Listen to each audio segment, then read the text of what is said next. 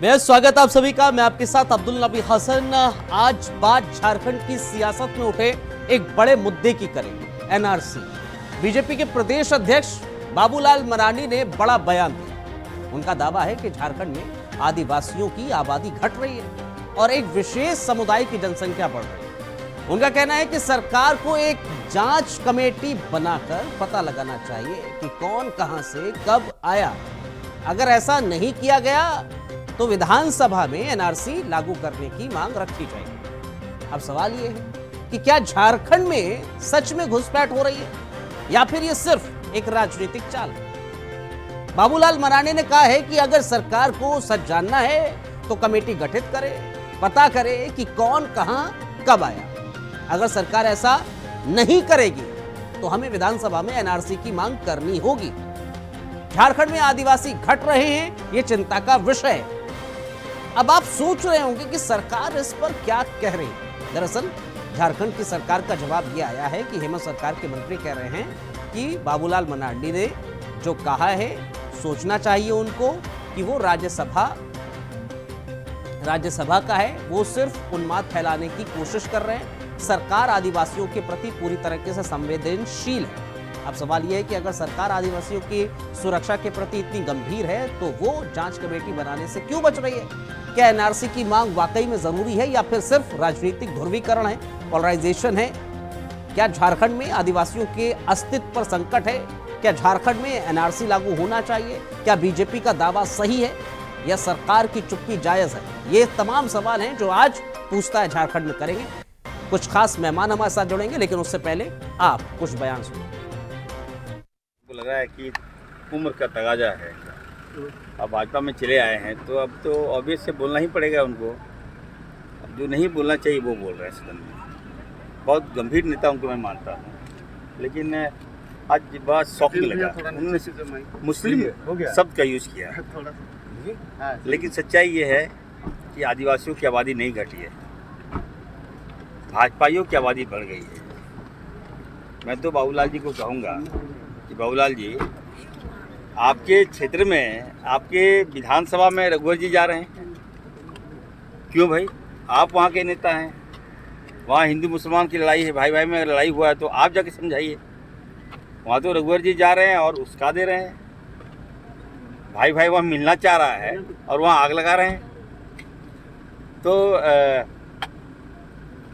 रघुवर दास जो हम लोगों ने, जनता ने रिजेक्ट कर दिया, तो बाबूलाल जी भी नहीं पहुंचा पा रहे हैं। मैं तो चाह रही हूँ सर्वे हो, आपको मुद्दा पता चल जाएगा कि कारण क्या है, किस वजह से जो है हमारे जनजाति समाज की आबादी कम हो रही है। बिल्कुल गलत इनका बयान हो रहा है। ये खुद जानते हैं किस वजह से संथाल परगना का जो है डेमोग्राफी चेंज हुआ है। ये सारा कुछ इन्हें पता है। उसके बावजूद ये सिर्फ वोट बैंक की राजनीति की वजह से ये मुकदर्शक बने हुए हैं, तुष्टीकरण की राजनीति ये करते हैं और सारा इल्ज़ाम मढ़ देते हैं हमारे भाजपा की सरकार पर। पूरा विपक्ष इस तरीके से इस राज्य के माहौल को सांप्रदायिक करे, इसके प्रयास में लगे हुए हैं। केंद्र सेंसस क्यों नहीं करा देता ताकि इस तरह की किसकी आबादी घट गई, किसकी बढ़ गई, और केंद्र सेंसस कराने की पहल करे तो आगे फिर डिलिमिटेशन में क्या होगा, सीटों को घटाने की बात है, आबादी के ऊपर होगा, अनुरूप होगा। इन सब बातों पे वो बात ही नहीं करना चाहते। वो लोग चाहते हैं कि कैसे इस राज्य का भी माहौल बिगड़े। नागपुर में क्या हो रहा है आप लोग देख ही रहे। वहाँ भी सांप्रदायिकता के आग में रोकने का काम किया गया है, वहाँ उनकी सरकार है।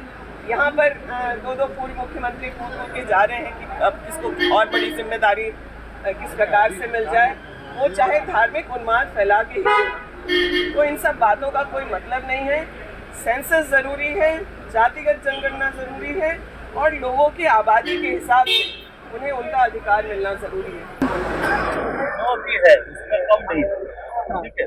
और मेरा कहना है कि 80 नहीं, 150 कराइए, 150 सीट कराइए।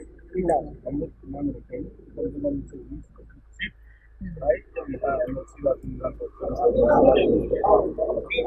और उसका जो आरक्षण की सीट है वो तो घटना नहीं चाहिए। आबादी घटी है, माइनॉरिटी की आवाज़ और झारखंड में भी यही स्थिति है। और इसलिए हमने कहा कि आपकी ये चिंता वाजिब है, लेकिन इस चिंता की समाधान हमें ढूंढना चाहिए। और इसका एक ही रास्ता है, या तो राज्य सरकार अलग से कोई आयोग गठित करे और एक एक आबादी को देखे कौन कहाँ से कब आया है, कैसे आया, या फिर राज्य सरकार एक विधानसभा से प्रस्ताव पारित करके केंद्र को भेजे एनआरसी के लिए, ताकि ये पता चल सके कौन कहाँ से और कब कैसे आया है, या फिर ऐसे आदिवासियों की आबादी किन कारणों से घटी है, ये देखना जरूरी है। और नहीं तो सीटें रह जाएंगी उधर, जिस पर उन्होंने बार बार जोर दे रहे थे कि सीटें 28 लानी चाहिए, कब नहीं होनी चाहिए, लोकसभा के लिए 5 सीटें कब नहीं होनी चाहिए।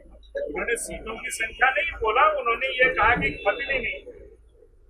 हमारा कहना है नहीं भी घटने के बाद आबादी की जब डेमोग्राफी बदल जाएगी, आज भी संथाल परगना के क्षेत्र में जाएंगे।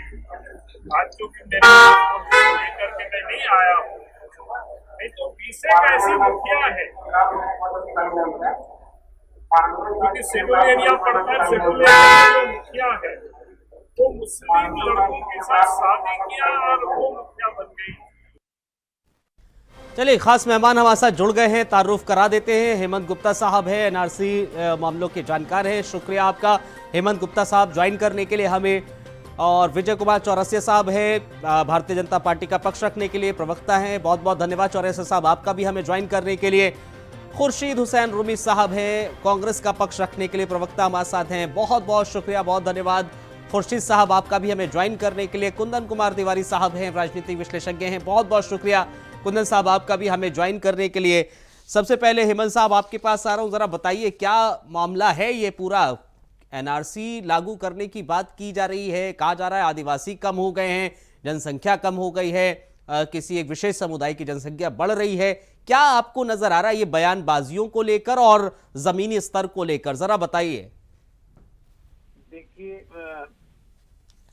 साहब, ये एक मुद्दा है जो राज्य की अस्मिता और राज्य के पॉपुलेशन को लेकर के डिफाइन कर रही है।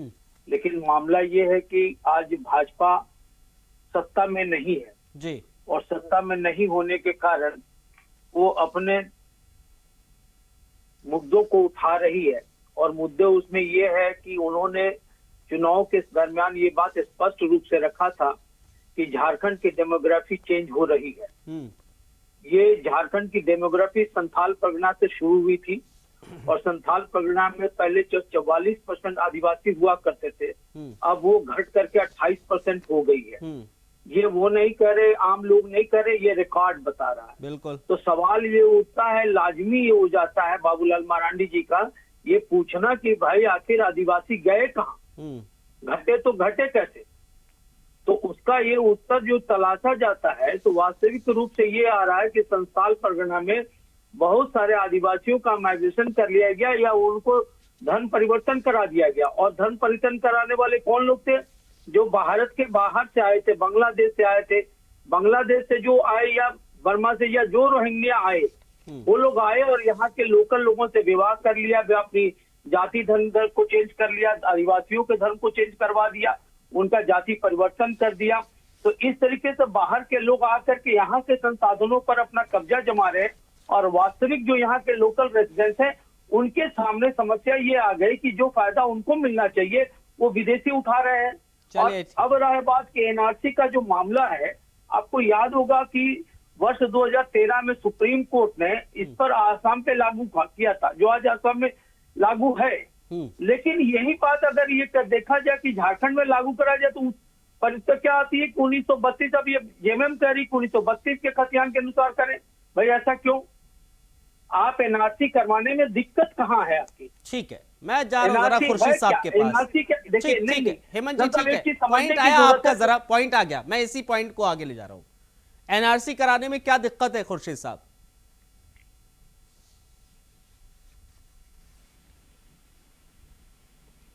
खुर्शीद साहब, खुर्शीद साहब आवाज आ रही है ना आपको? खुर्शीद साहब आवाज आ रही है? नहीं जा रही है, उनके पास आवाज नहीं जा रही है। हम ज्वाइन कराते हैं फिर से खुर्शीद साहब आपको। खुर्शीद साहब फिर से ज्वाइन करा रहे हैं आपको। जरा मुझे बताइए चौरसिया साहब, क्या दिक्कत है? क्योंकि मैं कांग्रेस से, झारखंड सरकार से जुड़ा हुआ सवाल जरूर करूंगा, लेकिन भारतीय जनता पार्टी से सवाल यही करना चाह रहा हूं कि क्या दिक्कत आ रही है, जरा बताइए। कहां पर घुसपैठिए आ रहे हैं? कैसे आदिवासियों की संख्या कम हो रही है जो आप लोग कह रहे हैं? कोई पुख्ता आपके पास सबूत है, कोई आंकड़े हैं?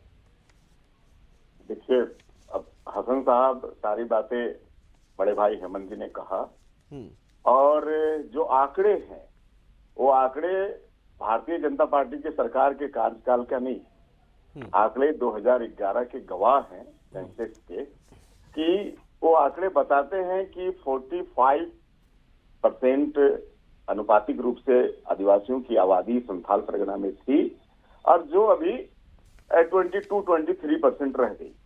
एक बात। दूसरी बात, जो अल्पसंख्यकों की जो अनुपातिक आबादी थी वो 9 पॉइंट कुछ था, ठीक है, जो अभी अचानक से 22-23% चला गया है। कहीं कहीं 40%, कहीं कहीं 39%, पाकुड़ में 40%, साहेबगंज में 39% चला गया। तो हमारा सीधा सा सवाल है कि ये आंकड़े उस काल के हैं जब इंडिया गठबंधन की सरकार थी, UPA 1, आपको याद होगा। भारतीय जनता पार्टी की सरकार 2014 में आई। हम अच्छा, तो उन्हीं एक और आंकड़ों चीज से बताइए ना चौरसिया साहब, एक चीज समझाइए। ठीक है, आप लोग मांग कर रहे हैं NRC की, लेकिन केंद्र में आपकी सरकार है, तो अब तक NRC क्यों नहीं लागू हुआ? दूसरा पॉइंट, अगर आदिवासियों की संख्या वाकई में घट रही है तो बीजेपी सरकार ने इस पर कौन सा ठोस कदम उठाया है? अब तक कोई उठाया है कदम? नहीं, कदम तो राज्य सरकार के समन्वय से उठेगा ना। राज्य सरकार का समन्वय से ही कदम उठाया जाएगा। NRC की ही बात हम कर रहे हैं। आखिर NRC से हेमंत सरकार को क्या समस्या है? एक नागरिकता का रजिस्टर्ड है वो। ऐसा तो नहीं है कि किसी पे चाबुक चलाया जाएगा या कोई सांप्रदायिक भेदभाव अपनाया जाएगा। भाई, जो भारतीय हैं वो रजिस्टर्ड में आएंगे, जो भारतीय नहीं है वो रजिस्टर्ड से बाहर जाएंगे। तो इसमें कोई जाति धर्म की तो बात नहीं आ रही है, कोई संप्रदाय की बात नहीं आ रही है।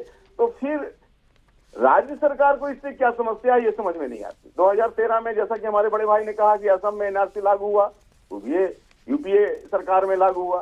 तो आप कर रहे हैं NRC, आप लागू करवा रहे हैं। अब जब झारखंड, चलिए ठीक है, खुर्शीद साहब हमारे साथ ज्वाइन हो गए हैं, उनसे जरा सवाल करते हैं। खुर्शीद साहब, आवाज आ रही है आपको प्रॉपर? हाँ, आवाज हल्की आ रही है, लेकिन आवाज बेहतर आएगी, अभी आएगी, आपको बहुत अच्छे से आएगी, और आपकी आवाज बहुत अच्छे से आ रही है। पूरी जनता सुन रही है आपकी, झारखंड की भी और देश की भी। जरा जवाब दीजिएगा जो भी आपको हाँ समझ में आता है। दरअसल बाबूलाल मरांडे साहब कह रहे हैं कि आदिवासियों की संख्या घट रही है, डेमोग्राफी बदल रही है। सरकार इसका डेटा आखिर क्यों नहीं जारी कर रही है? NRC से क्यों दिक्कत हो रही है सरकार को? भाई, ऐसा है कि जंग इन्होंने शुरू किया है, खत्म हम करेंगे।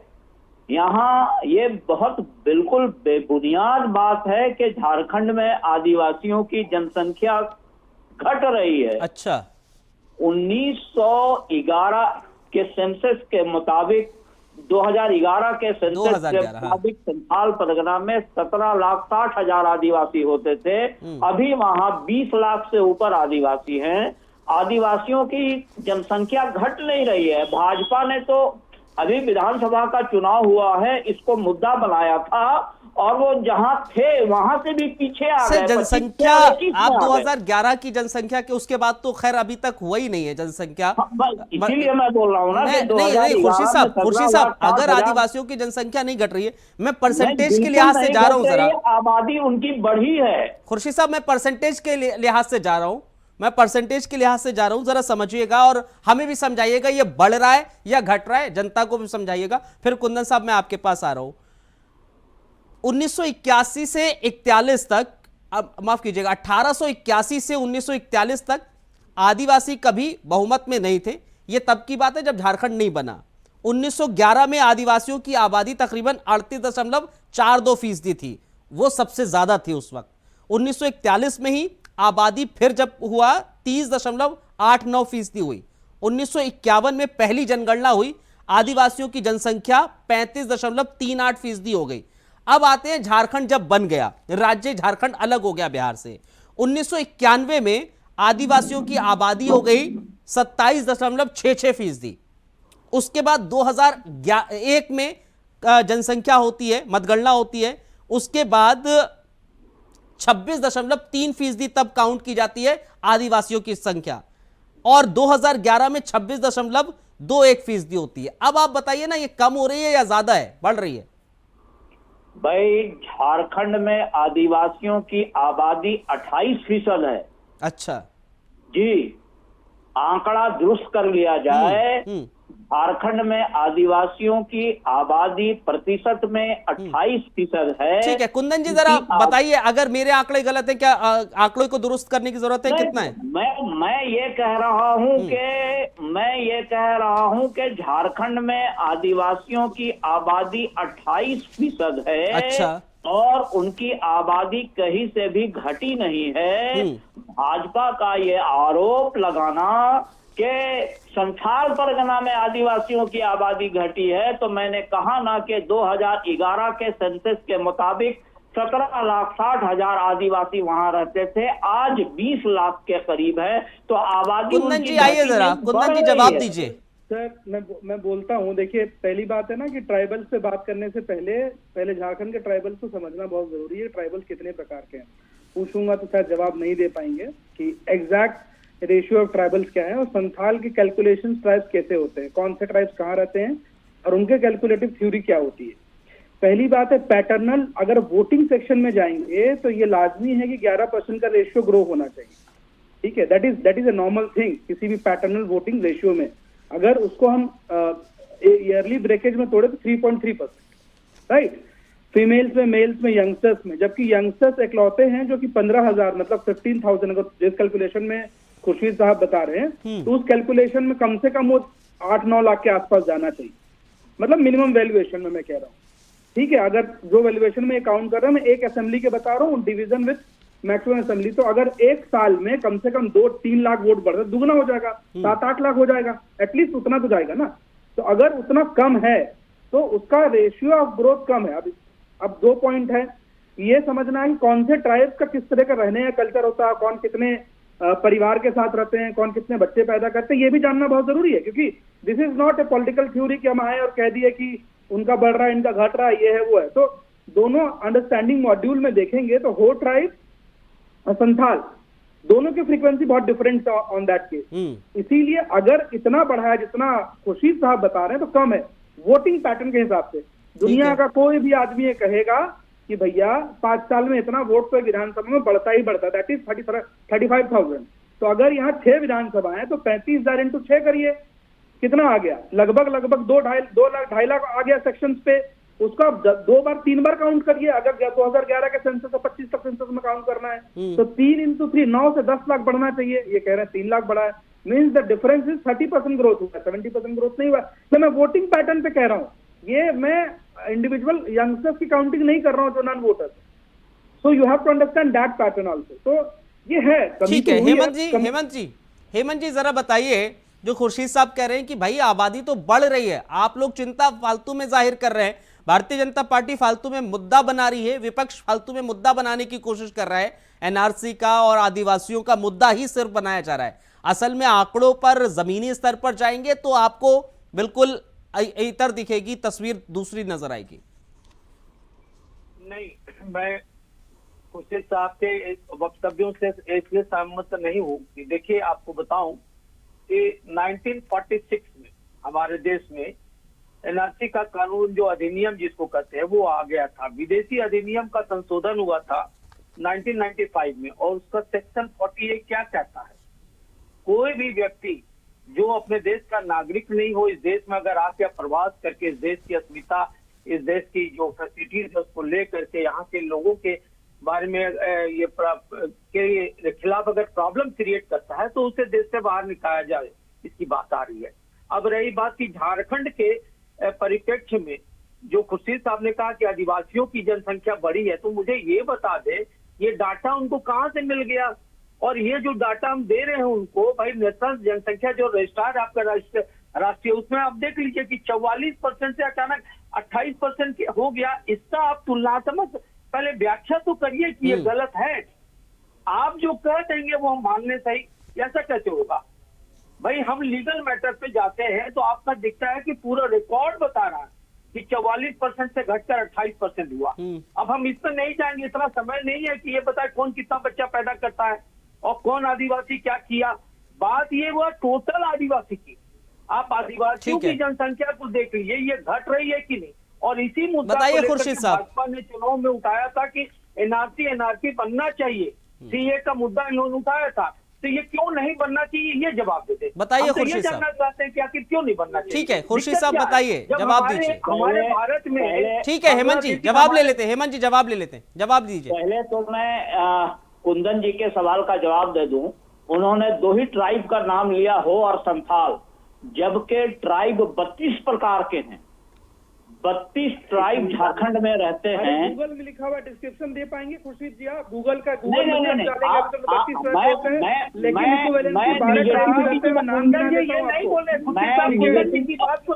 मैं तिवारी जी, मैं निगेटिविटी की बात नहीं कर रहा हूँ। आपने 2 ट्राइब का नाम लिया, आपने 2 ट्राइब का नाम लिया। मैं कह रहा हूँ कि झारखंड में 32 किस्म के ट्राइब रहते हैं। आप देखिए, झारखंडी होना जरूरी है इसके लिए, एक चीज जानने के लिए गूगल का सहारा मत लीजिए। मैं झारखंडी हूँ, प्योर झारखंडी हूँ, दादा परदादा से झारखंडी हूँ। 32 का खतियान है हमारे पास।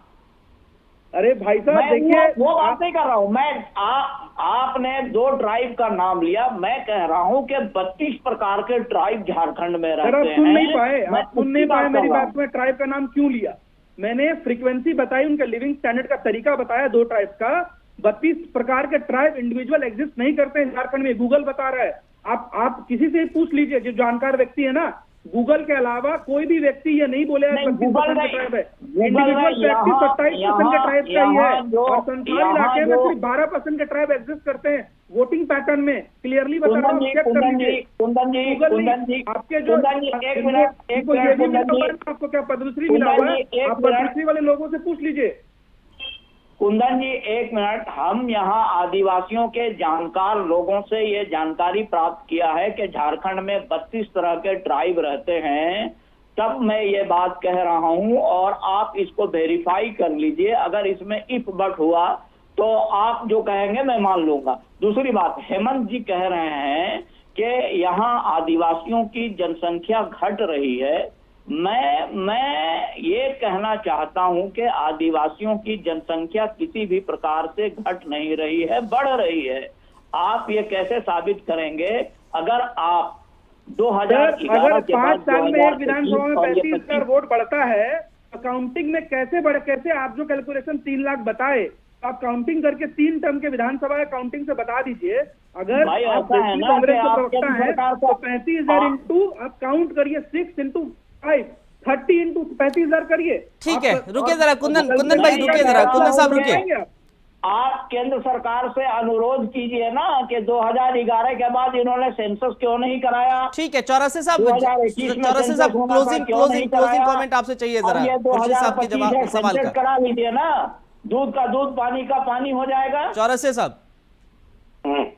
बोलिए जरा, खुर्शीद साहब कह रहे हैं आपने सेंसस क्यों नहीं कराया? सेंसेक्स तो होगा ही, कोरोना काल की वजह से नहीं हुआ। टाइम पर नहीं ना कराया आपने, टाइम पर क्यों नहीं कराया 2011 में? अरे सुन लिया 2011 के बाद 2021 सर समय नहीं है। ठीक है खुर्शीद साहब, समय नहीं है हमारे पास। खुर्शीद साहब आपको पता नहीं, वो कोरोना काल था। आप भाई 25 चल रहा। चौरसिया जी ये 25 है, बोलने दीजिएगा। बोलो। सेंसेक्स भी करा लिया जाएगा भाई, सेंसेक्स होगा अभी 26 में। तो दूध का दूध, पानी का पानी हो जाएगा। अब दूध और पानी का पानी आप लोगों ने कर रखा 2011 में। 2011 और 2001 का ही सेंसेक्स सुन लीजिए ना, आपको सुनने की बीमारी नहीं है ना खुर्शीद साहब? आप बोलिए। चौरसिया साहब 30 सेकंड के अंदर कंप्लीट कीजिए, मेरे पास समय नहीं है, वाइंड अप पे जा रहा हूँ। वो दोनों सेंसेक्स को एक बार पढ़ लीजिए, आपको भाजपा की जरूरत नहीं पड़ेगी। चलिए ठीक है, बहुत शुक्रिया सर, बहुत शुक्रिया। मेरे पास समय नहीं है इस समय बिल्कुल नहीं है। बहुत धन्यवाद, फिर कभी इस पर और विस्तार से भी चर्चा करेंगे। बहुत बहुत शुक्रिया आप चारों का हमारे साथ जुड़ने के लिए, हमें ज्वाइन करने के लिए और इस पर बातचीत करने के लिए बहुत बहुत धन्यवाद, बहुत शुक्रिया।